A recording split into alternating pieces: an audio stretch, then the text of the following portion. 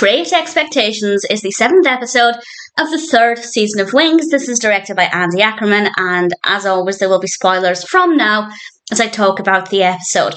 And this is one of the episodes that I remembered really well. I've seen the show before, and with rewatching it, there are some episodes I don't remember that much, even if they're a good episode, and there are some where I remember really well. And this is one of them. As I said, there will be spoilers in this discussion, but I do think this is a very unpredictable episode. I don't remember exactly how I felt the first time watching it, but I don't think I expected it to go where it did. I'll get in with the main narrative in a moment. It actually starts off quite entertainingly, I have to say. Lowell and Brian are passing a ball back and forth over Joe, who is in his office trying to eat some soup, and he's worried the ball is going to splash into the soup. So he stands up to leave, and Faye opens the door and the soup just spills over him. It was very simple but very effective and a fun way to start things off.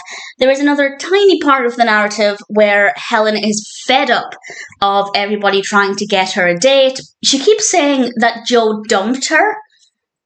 Like, she seems to forget that she's the one who left and then didn't keep in contact with Joe. So Helen's attitude isn't amazing, but I did like her occasional outbursts. The main narrative focuses on Joe and the fact that it is his birthday and nobody was planning anything, and then he said, I don't want a party, and immediately that meant everybody wanted to plan things, particularly Faye. Faye was very enthusiastic, which was rather delightful, and what they come up with is pretty good. They're going to have a party not on the night of his birthday, but the day after. Mostly because they all have plans that night, but also because he's less likely to suspect it.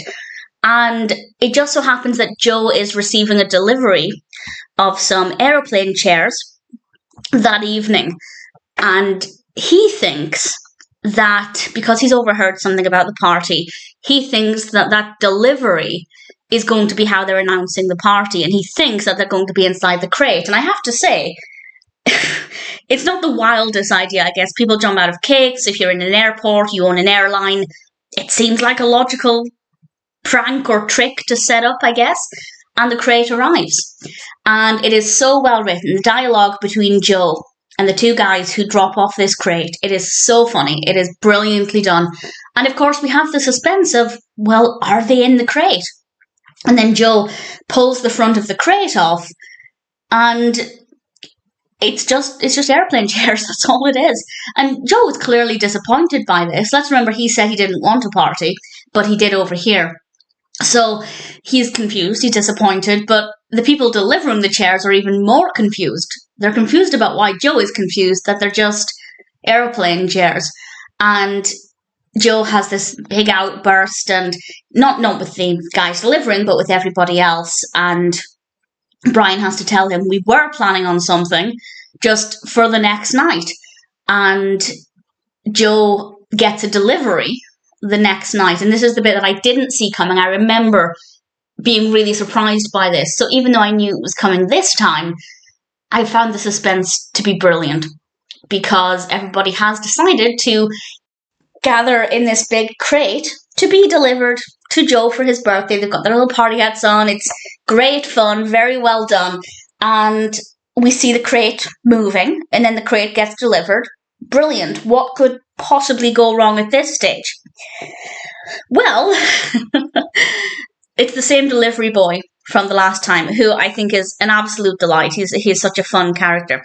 And they take off the front of the crate. Joe is expecting everybody to jump out and yell surprise. And that doesn't happen.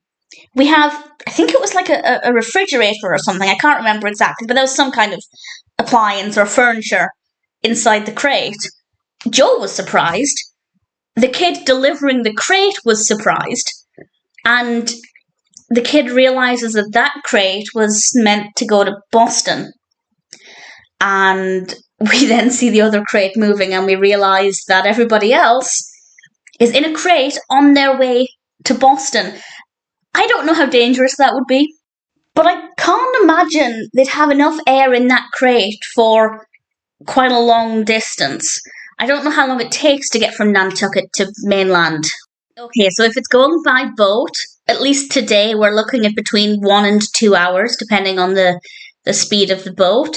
If they're going by plane, it's still going to be about an hour, plus all of the time in the holding. Yeah, that's not an amount of time I would want to spend crushed up in a crate with everybody else. So that's a little bit awkward.